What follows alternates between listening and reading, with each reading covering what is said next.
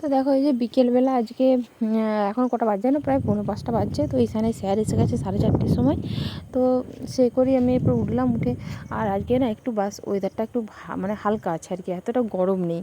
আগে যেমন আগের দিনে বা তার আগের দিনে যতটা গরম ছিল, আজকে বাতাস দিচ্ছে, অনেকটা বেশি বাতাস দিচ্ছে, মানে খুব ভালো লাগছে আর কি।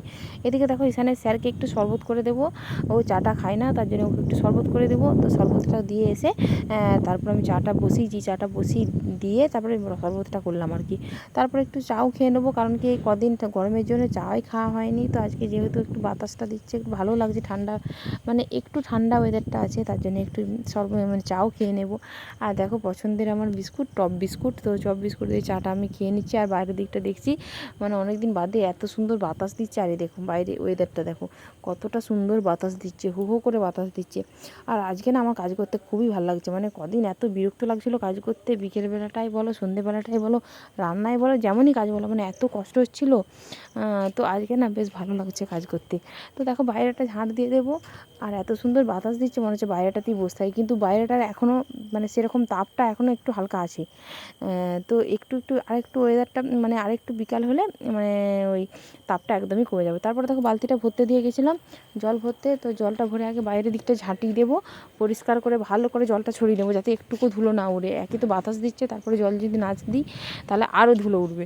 তো তার জন্য একটু ভালো করে দেখো বাতাস, দেখো কত সুন্দর বাতাস দিচ্ছে, তো এত ভালো লাগছে। আর এখন যখন এডিটিং করছি তখনও আমার এত ভালো লাগছে, এত বাতাস দিচ্ছে বাইরেতে। আর দেখো তোমার দাদাভাই ওদিকে হাঁটতে চলে গেলো একটু, আর আমি ঝাঁটপাট দিয়ে আমার এখনও কয়েকটা কাজ বাকি আছে। আর এত বড় বাইরে ঝাঁট দিয়ে দিতে মানে সকাল বিকেল আর দুপুর ঝাঁট দিয়ে দিতে আমার প্রায় কোমরে ব্যথা হয়ে যাচ্ছে। তাও দেখো এই যে ঘাসগুলো এদিকেগুলো তোলা হয়েছে, আর ওই ধারে যে তুলসী মন্দিরের দিকে যে ঘাসগুলো আছে সেগুলো এখনও তোলা হয়নি, কারণ কি পাচ্ছি না গরমে একটু। আর ঘাসগুলোর গোড়াগুলো এত শক্ত হয়ে গেছে, হাত দিয়ে টেনে একদমই তোলা যাচ্ছে না।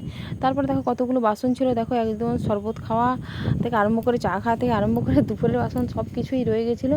তো পুজো দিয়ে এসে আমি পুজো দিয়ে এসে খাওয়া দাওয়া করেছি। তো খাওয়া দাওয়া করে আর আমি কিছুই করতে পারিনি, আর বিকেল জামা কাপড়গুলো যে তুলবো তাও তুলতে পারিনি, এত রোদ লাগছিলো, আর এত রোদের জোরটাও ছিল অনেক বেশি।